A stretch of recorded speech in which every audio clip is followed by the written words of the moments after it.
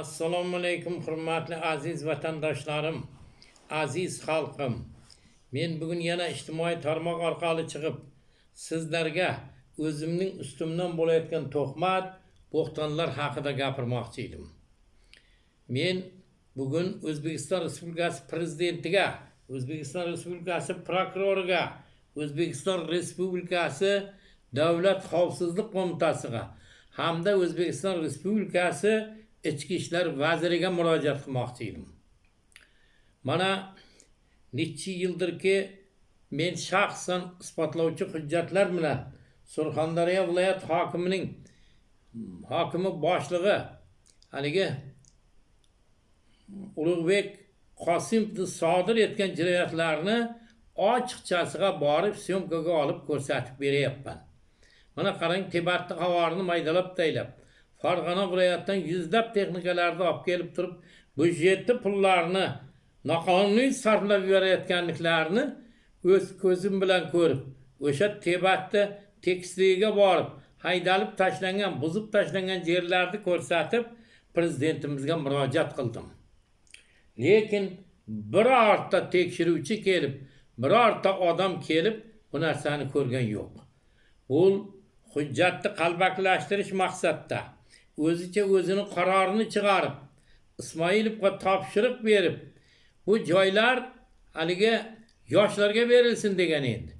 Yoshlar qayerdan boradi? U yerda suv bo'lmasa, zog' bo'lmasa, hech kim yo'q joyga yoshlar borarmish. Buni qarorlarini ham siz prezidentimga, davlat xavfsizlik idoralariga tashlab berdim. Lekin birorta odam, na xavfsizlik, na boshqa hech kim kelib tekshirgan yo'q. Ondan keyin mana Denovdan nima qilganliklarini, bozorlarda tortib olganliklarini, Qumqo'rg'onni bozorlarini bir necha marta maydalab tashlayotganligi haqidagi video syomkalarni ham tashlab siz prezidentimizga va prokuraturaga va ichki ishlarga, davlat xavfsizlik qo'mitasiga ko'rsatib berib kelyapman. Lekin hech kim tekshirish yo'q.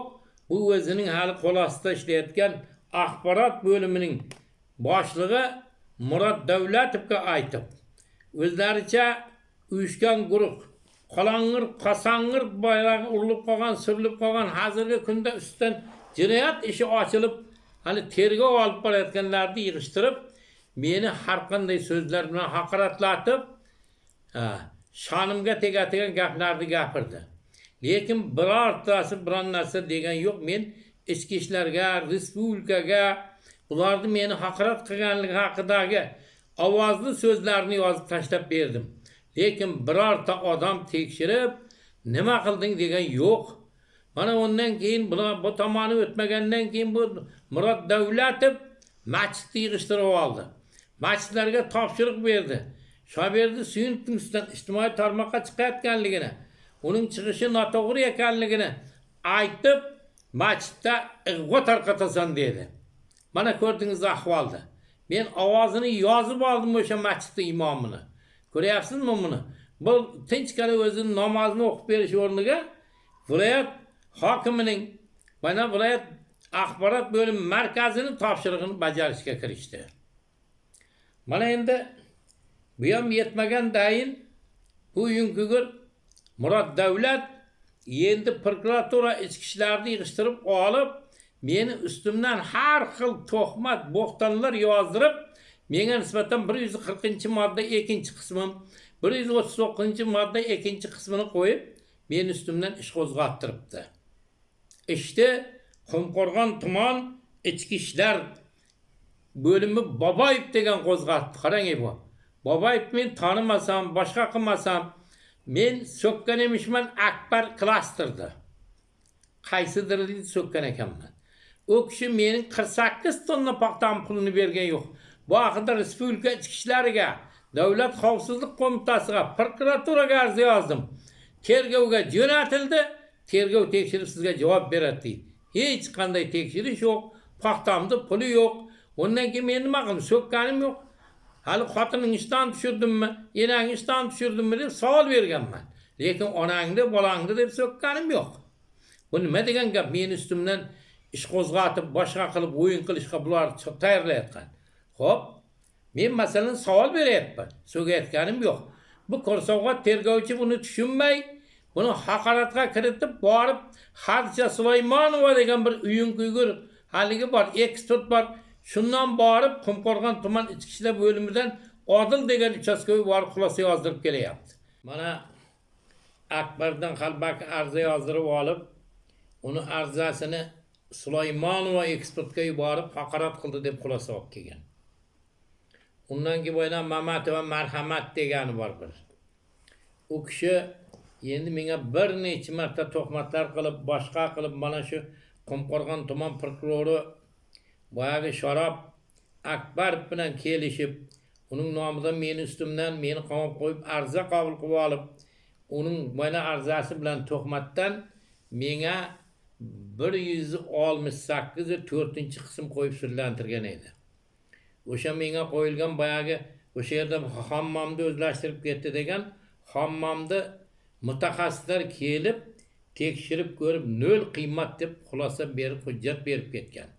Yo'q narsaga menga mana shu statyalarni mana shu Akbar Sharob qo'ydirgan. Sharob Akbar qo'ydirgan. Ondan keyin mana yana birov bor bir hali Muqaddasxon degani bu kishi nima qilgan? Bu o'g'lim bilan janjallashib, meni o'g'limga tuhmat uyushtirib o'yin qilgan. Hozirgi kunda uni taftish bo'yicha ko'ryapti masalasini.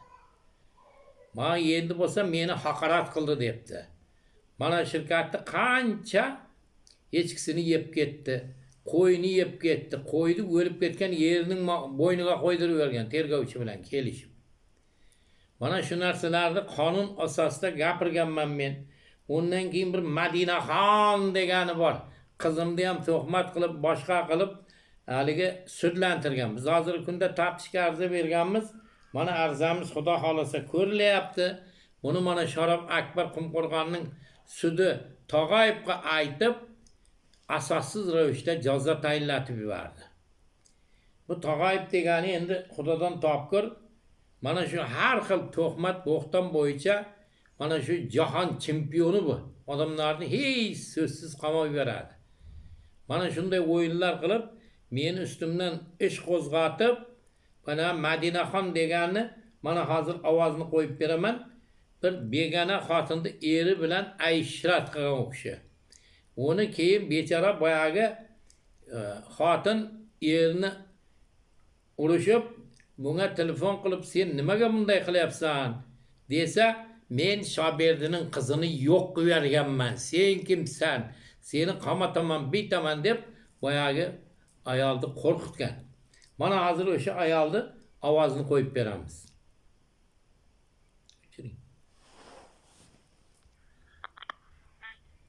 Alo, Maftuna.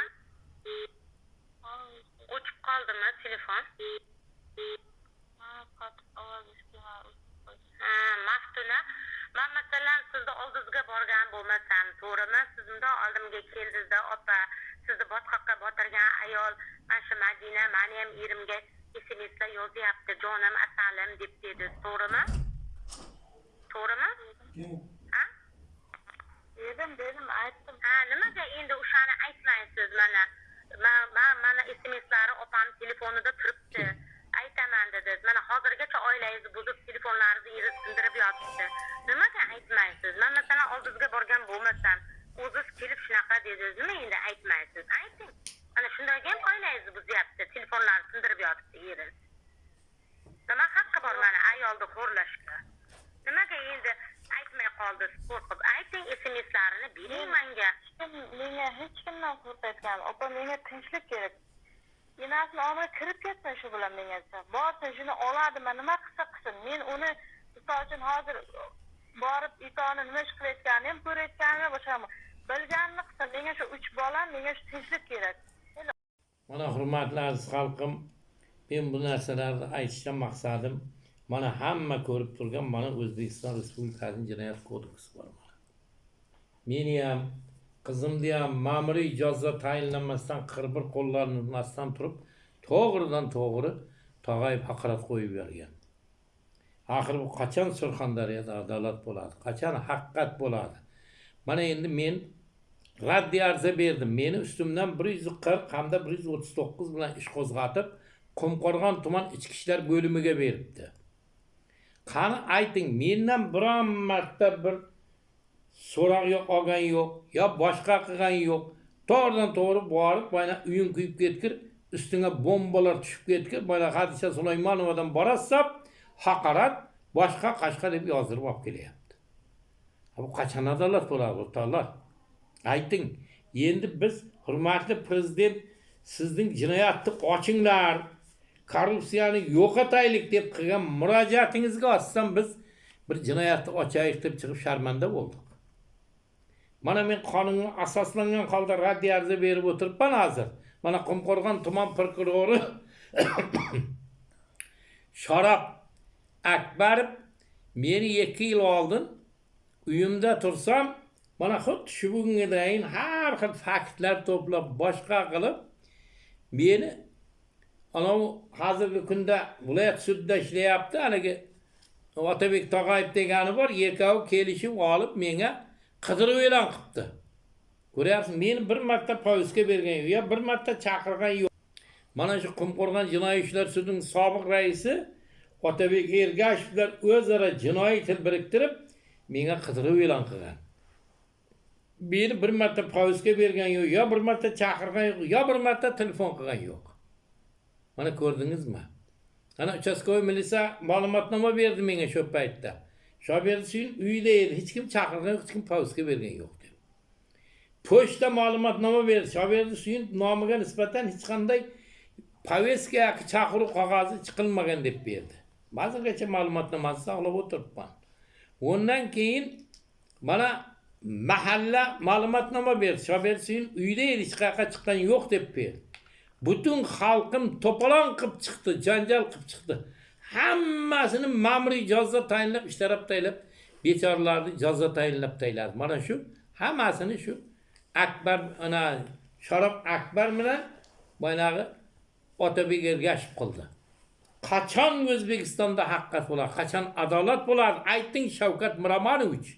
Mana men bugun qonunga asoslangan holda meni qasddan tuhmatdan qamatganligini Qumqo'rg'on tuman prokurorining hamda viloyat prokurorining birinchi o'rinbosari meni ustimdan har xil bo'xton to'qmatni uyushtirib, meni o'tgan marta jazo tayinlab qamoqqa oldirdi.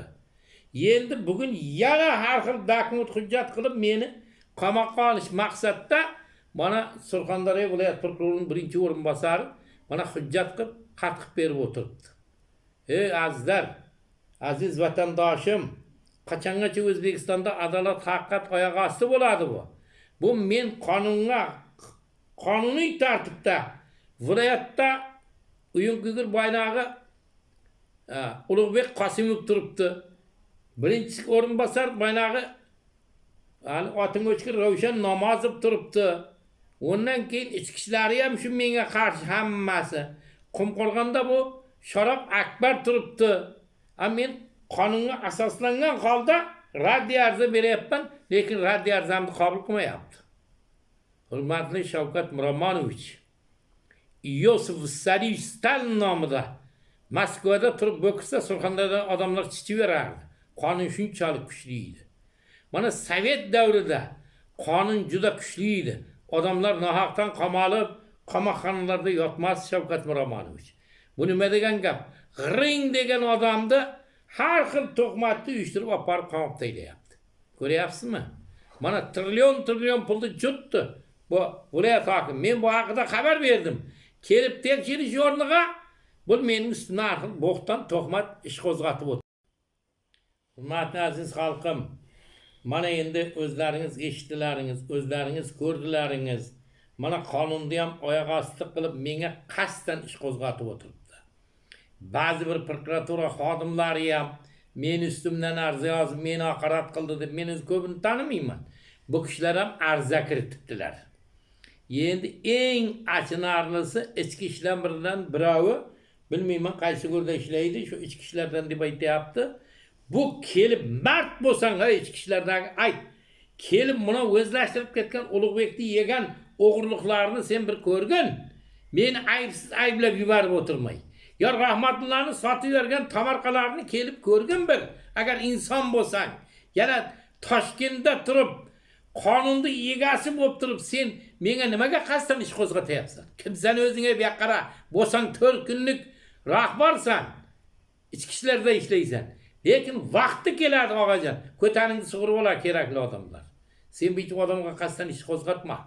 O'zingni bak, bollaringga qarag'in ey. O'tgan marta bo'ldi mana Sharof Akbarning bilan tergovchi Mansur meni ustimdan ish qo'zg'atib, avara qildi meni. Sal vaqt o'tmay ustim mashina o'tib kallasini maydalab taylib ketdi. Hozir mana ayaqlar jamob taylagan bir-biriga ulab. Deb g'ildirab o'tiribdi uyun kuygur. Ondan keyin bana sudya Sarasiyaning sobiq sudi ro'za qilibdi, gapiga kirib meni sud qildi. Men sud zalida aytdim, "Ey Xudodan qo'rq, buni oqibati yomon" dedim. Yo'q, menga jazo tayinlab ber. Oxiri o'zi o'lib qoldi. Shunday sudyalar eshitib qo'y, birovga qasddan ish qo'zg'atib jazo tayinlama. Ichki ishlar qarag'in, ko'tingni tozalab yurgin. Birovga qasddan ish qo'zg'atib, birovlarning topshirig'ini bajaraman deb jugarmak bo'lib o'lib mashina ostida qolib o'lib ketma. Menga qonuniy talabga javob ber. Mayli ish qo'zg'atsa mayli ko'rsin, tekshirsin, lekin boshqa viloyat ko'rsin. Bu raddiya degan narsani nimaga qonunga kiritib qo'yibsiz? Hurmatli Shavkat Miromonovich. Sizga baqirgan bilan, qichqirgan bilan, arzdodimiz aytganimizni barib yo'q qo'yasiz. Tomosha qilib turasiz Shavkat Miromonovich. Mana Abduqodir Mo'minovni bechorani mana asossiz ravishda bir sudya jazo tayinlab berdi. O kuni o'zining ustidan ish qo'zg'atildi. Bir odamiylik degan narsani bilaylik. Boyagi Abduqodir Mo'minovning yenasi zar qaqshab, yig'lab, mana shunday cho'kib bo'lib qoldi Shavkat Miromonovich.